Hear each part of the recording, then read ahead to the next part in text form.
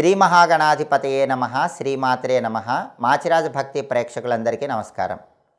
శ్రావణ అమావాస్య రోజు ఎలాంటి ప్రత్యేకమైన విధి విధానాలు పాటిస్తే జన్మజన్మల దరిద్రాలన్నీ తొలగింపజేసుకోవచ్చు, అఖండ ఐశ్వర్య ప్రాప్తిని సిద్ధింపజేసుకోవచ్చు, అన్ని కష్టాల నుంచి బయటపడచ్చు ఈ వీడియోలో మనం తెలుసుకుందాం. శ్రావణ మాసంలో బహుళపక్షంలో వచ్చే అమావాస్య తిథిని పోలాల అమావాస్య అనే పేరుతో పిలుస్తారు. 2024 సంవత్సరం శ్రావణ మాసంలో అమావాస్య సోమవారంతో కలిసి వచ్చింది కాబట్టి దీన్ని సోమవతి అమావాస్య అనే పేరుతో కూడా పిలుస్తారు. అంటే శ్రావణ అమావాస్య పోలాల అమావాస్య సోమవారం వచ్చింది కాబట్టి సోమవతి అమావాస్య అనే పేరుతో పిలుస్తారు.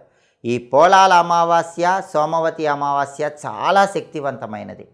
ఆ రోజు ఎవరైనా సరే దగ్గరలో ఉన్నటువంటి గ్రామదేవతల ఆలయానికి వెళ్ళి గ్రామదేవతలకు పెరుగన్న నైవేద్యం పెడితే మీకున్న కష్టాలన్నీ తొలగిపోతాయి. గ్రామదేవతలకు నిమ్మకాయల దండ సమర్పించిన, గ్రామదేవతలకు కుంకుమ ఇచ్చి ఇంటికి వచ్చిన, గ్రామదేవతల దగ్గర నిమ్మకాయ దీపాలు వెలిగించిన మీకు ఇంట్లో ఉన్న అన్ని సమస్యలకు చక్కటి పరిష్కార మార్గం కనిపిస్తుంది. అది పోలాల అమావాస్యకు ఉన్న ప్రత్యేకత.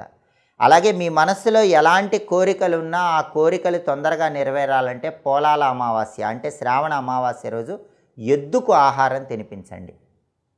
జాతకంలో భయంకరమైన కుజదోషాల వల్ల వివాహ దాంపత్య సమస్యలు ఉన్నవాళ్ళు పోలాల అమావాస్య రోజు ఎద్దుకి బెల్లం ముక్క తినిపించండి, లేదా బెల్లంతో తయారు చేయబడిన పదార్థాలు తినిపించండి. తీవ్రమైన కుజదోషాలు తొలగిపోతాయి, వివాహ దాంపత్య సమస్యల నుంచి బయటపడవచ్చు.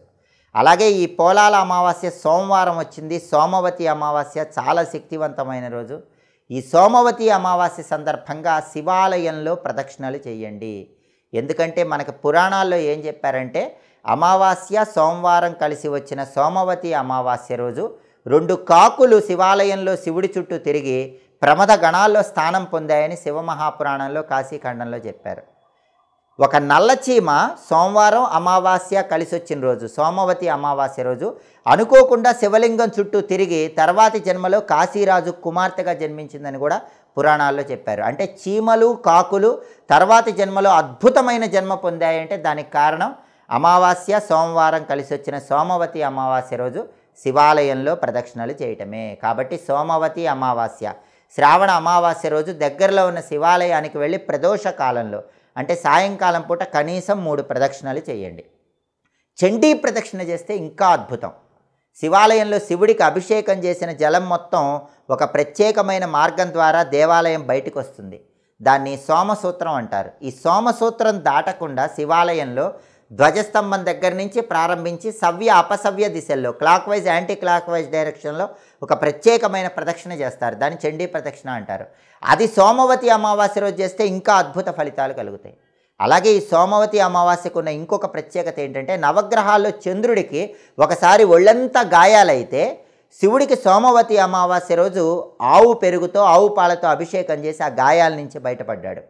కాబట్టి దీర్ఘకాలిక అనారోగ్య సమస్యలు, కారణం తెలియని అనారోగ్య సమస్యలు, ఒంటి మీద దెబ్బలు ఇవన్నీ పోవాలంటే సోమవతి అమావాస్య రోజు శివలింగానికి ఏ శివలింగానికైనా సరే ఆవు పాలతో ఆవు పెరుగుతో అభిషేకం చేయండి. ఆవు పెరుగుతో అభిషేకం చేస్తూ బాలాంబికేశ వైద్యేశ భవరోగ హరేతిచ అనే 3 నామాలు చదువుకోండి.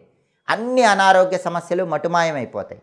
అలాగే అమావాస్య సోమవారం కలిసి వచ్చిన సోమవతి అమావాస్య రోజు ఆడవాళ్ళు అమా సోమవార వ్రతం అనే పేరుతో రావి చెట్టుకు 108 ప్రదక్షిణలు చేస్తే కుటుంబంలో సభ్యులందరూ ఆయురారోగ్య అష్టైశ్వర్యాలతో విరాజిల్లుతారు.